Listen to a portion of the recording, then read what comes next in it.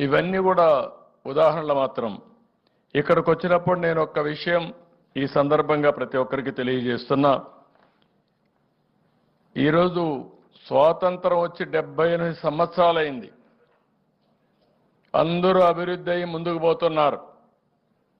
కానీ ఆ అభివృద్ధిలో వెనుకబడిపోయింది గిరిజనులు వెనుకబడ్డారు, ఆదివాసులు వెనుకబడ్డారు, షెడ్యూల్ కులాలు వెనుకబడ్డారు, బీసీలు బాగా వెనుకబడిపోయే పరిస్థితికి వచ్చారు.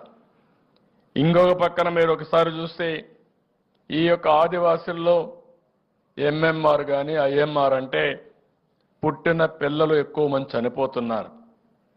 పుట్టిన పిల్లలు వచ్చినప్పుడు తల్లులు కూడా చనిపోయే పరిస్థితికి వస్తున్నారు.